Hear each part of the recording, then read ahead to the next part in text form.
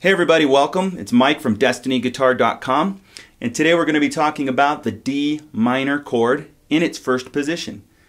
Now, when played in its first position, the D minor chord is a 4-string chord, which means we play the top 4 strings on the guitar in order to voice it. And there it is, kind of a melancholy sounding chord, a little bit sad. Maybe it'll bring a tear to your eye, but that's why we have these minor chords, break up some of the joyfulness and the boldness of those major chords. Alright, let's go right to the close-up and I'll show you how to play it. Okay, what you'll do is take your second finger and place it right here on the 3rd string, 2nd fret. Then you'll take your 3rd finger and place it on the 3rd fret of this 2nd string. Then you'll take your 1st finger and place it on the 1st fret of the 1st string, and this 4th string right here remains open, and that's how we play the D minor chord.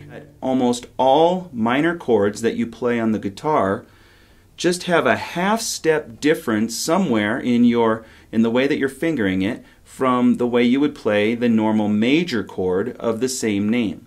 So an example would be the D major chord, which is played like this. And then we have the F sharp right here on top that we're playing in this D major chord. And in order to make this chord minor, we're taking this note and dropping it down a half step right here to an F.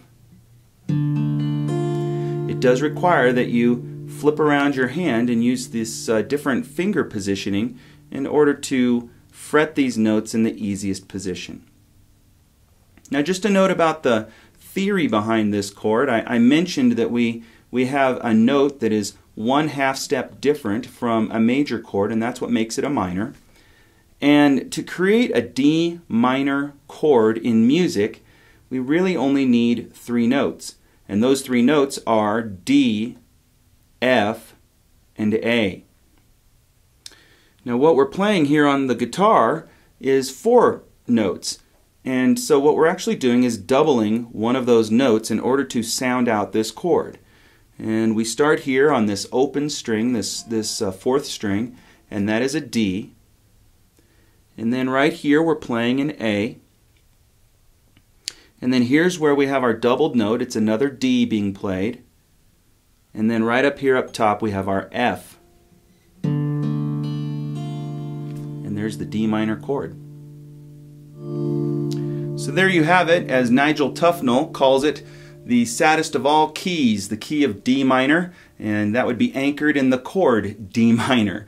So one thing that I do want to point out, another little tip for you, is how do you get away with a 4-string chord when you're strumming along in a song? And one way to do that is to simply make sure that when you have your downstroke with your strumming, that you only strike these 4 strings, and then on the upstroke, try not to hit those bottom 2 strings. So just be careful about the way that you strum. But I'm going to show you another little tip right now that may help you out. When we're playing the chord, and it's a 4-string chord, one thing that I do if I'm strumming along, and I'm having this as chord changes where I'm including 6-string chords, 5-string chords, and I get to this 4-string chord, is if your hands are large enough and you can reach around back with your thumb, then what I do is I wrap my thumb right over the back of the guitar and I mute this bottom string. And all that requires is just this fleshy part of the thumb touching the string in order for it to be muted. You don't have to press down. You don't want to press down on it because you may accidentally fret a note. Instead, you just want to be touching it. And then, just because I can wrap my hand all the way around, I just go a little bit further and I just barely touch this 5th string with my thumb. And then that deadens both of these strings. And the reason for that is that when I can actually strum across all 6 strings, and these 2 bottom notes will not sound. All right, so hopefully that bonus tip helped you out. Check out some of our other videos on destinyguitar.com.